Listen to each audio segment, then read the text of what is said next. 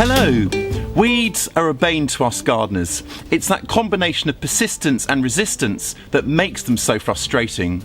Weeds can employ some pretty underhand tactics to get the better of us, breaking off bits of root that then regrow, throwing up seed heads that blow all around the garden, or sending their roots deep underground to evade capture. To outwit weeds, you'll need to wage a concerted campaign on several fronts. But it can be done, and without resorting to weed killers. So here's how to win the war on weeds. Listen up now, there are two enemies at work here, annual weeds and perennial weeds. Annual weeds complete their life cycle, sprouting, flowering and setting seed in one season. They're easier to control, but spread quickly by seed.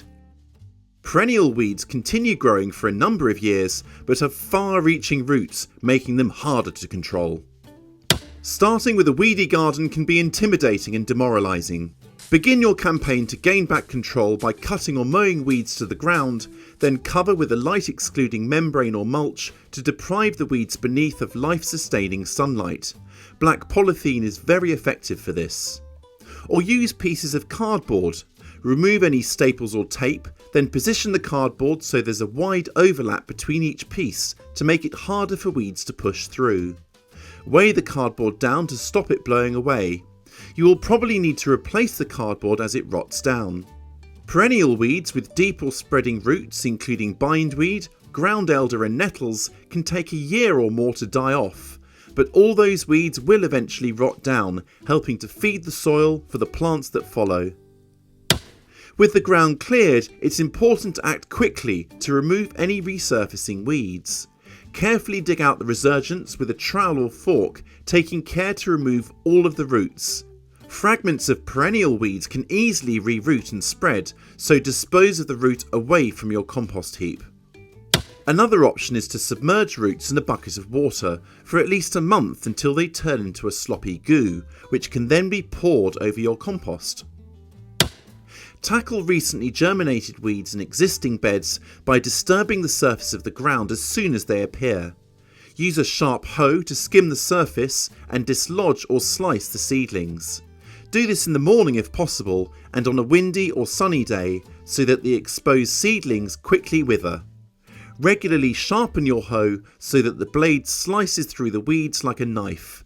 Act fast, a little effort now will save you considerable trouble later on. Revisit growing areas once a week to remove young seedlings before they've had a chance to establish.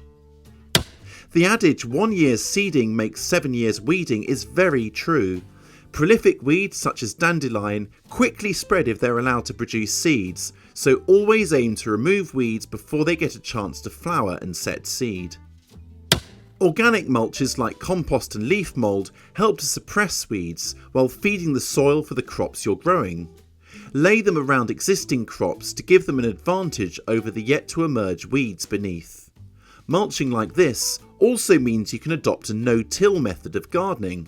By sowing and planting into this top layer of compost, there'll be no need to disturb the soil below, so the weed seeds within it will never reach to the surface to germinate. Take a look at this picture as an example. The weedy strip is ground that hasn't been mulched, while the clear ground either side beautifully demonstrates how a thick layer of mulch keeps weeds away and the ground nice and clean. Resistance is far from futile. Consider covering bare soil with a cover crop or green manure to crowd out weeds and add valuable organic material. Fast growers like mustards may be sown as late as autumn to cover the soil surface in a matter of weeks. Weeds won't get a look in. Then, just before the new growing season, dig them in or pull them out to reveal clear soil ready for planting. Intensive cropping using leafy vegetables to stop light from reaching the ground is another efficient way to clean the soil of weeds. Potatoes, for example, have masses of lush foliage that's great at excluding light. Every gardener should aim to keep soil covered as much as possible, whether through efficient use of space with multiple crops grown side by side, or with generous layers of organic mulch, or a temporary cover crop to nourish and protect the soil. Peace at last. Once your garden is clear of weeds, you'll want to keep it that way. Check new plants for lurking weeds like creeping buttercup, and check that any bought-in manure or compost is well rotted and free of weed seeds too.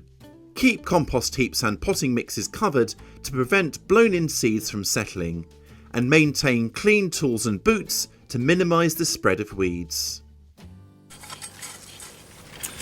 Don't let the weeds get you down. Persistence pays off, and once you've gained control, hoiking out the occasional weed can be seen as a pleasure, not a chore. Have you ever had to do battle with a weedy, jungle-like garden? We'd love to hear your stories. Please do share them in the comments section below. And please also consider subscribing if you haven't already done so. We'd love to have you join the ranks. I'll catch you next time.